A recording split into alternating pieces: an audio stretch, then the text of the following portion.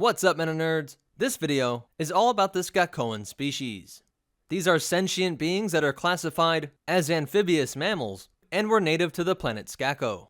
This planet was located in the core and had a high-pressure atmosphere that was mostly made up of methane.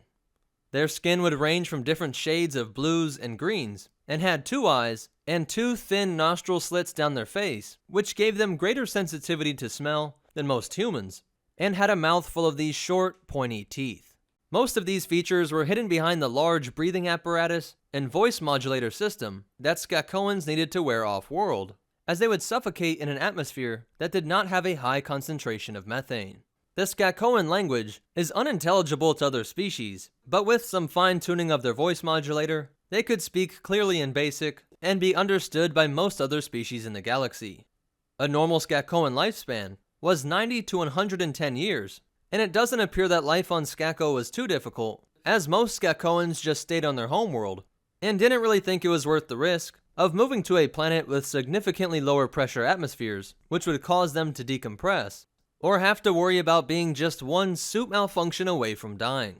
This meant that only the most ambitious Skakoans would ever be seen by other species in the galaxy, and this suit and small sample size of experiences caused the rest of the galaxy to view their species as cold and emotionless, though most of them were actually being consumed with hatred towards other aliens. Perhaps because they knew they could not easily colonize other worlds, their society was highly xenophobic, and everyone from your average citizen to their leaders had a strong appreciation for logic and critical thinking, and dedicated much of their society to the study of math, science, and engineering, all in an effort to ensure the survival of their species. The planetary government was ruled over by a council of the best thinkers amongst the Skakoans, who organized the efforts of all of the citizens towards collective goals for society. But even with this highly organized and scientific culture, they kept alive the religions of their ancestors, though the contents of this religion were refined over the millennia, but was still based around a basic sacred text, which was known as the Book of the Bulmide. The elders were the holy priests of the Skakoan religion, who lived in a region called the Power Mounds, where the original copy of this text was located. Though this will all sound like a spirit vision, apparently, if the right person read this book in front of the gates of Grontesiant, they could enter into the threshold of the Hidden Realms, where they would see the Lord Being of Swerbles, a tentacle-like creature who is then followed by the albino Cyclops, a god figure that protected an artifact known as the Eye. The exact power of this item is something that the elders were able to keep a mystery to all outsiders.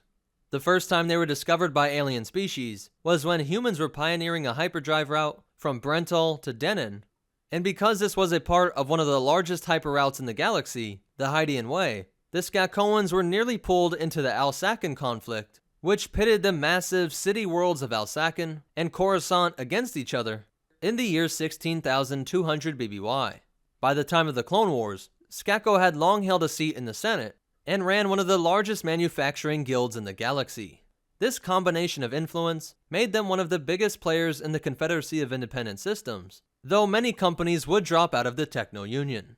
Wat Tambors working with the CIS got Skako expelled from the Senate, and the Republic tried to monitor this planet with the First Sector Army, but it stayed under the control of the CIS throughout the Clone Wars. With Wat Tambor's death, along with the other leaders of the CIS, the rise of the Empire marked a horrible time of persecution for the few Skakoans that were living across the galaxy, something that only helped to create a generation of Skakoans on their homeworld that became even more isolationist and xenophobic than ever before. In this way, the Empire accidentally helped to preserve their species, because they were a forgotten race amongst the other populations in the galaxy, and even up until the time of the New Republic. And so when the Yuuzhan Vong invaded in 25 ABY, Skako wasn't involved in any trade routes, or marked out as important on anybody's maps, and so the Yuuzhan Vong never even came across this methane-filled world. So that's it for the Skakoan species, and the only cool facts and behind-the-scenes stuff is that besides Wat Tambor, there was another infamous Skakoan named Cool Teska, who was a scientist turned mercenary, and made his environmental suit into a sort of power armor. It is interesting that no Jedi or Sith were ever Skakoans, but if you watched our video on the Elders of Naboo, then you know that the heads seen on sculptures on Naboo are also seen on different planets, and though I can't say for sure, There looks to be one on the threshold of the beyond, the doorway which was one of the most important sites in the Skakoan religion. Perhaps, like the Dai Bendu, they were following something that was left to them by the force-worshipping travelers, who, like the priest of the Skakoan religion, also came to be known as the Elders. But that's it for the Skakoan species. If you liked it, go ahead and hit that like button. And if you want to check out our social media, or ways that you can help support this channel, be sure to check out the description down below. If you want to see more, be sure to hit that subscribe button and hit the bell icon so that you get notifications.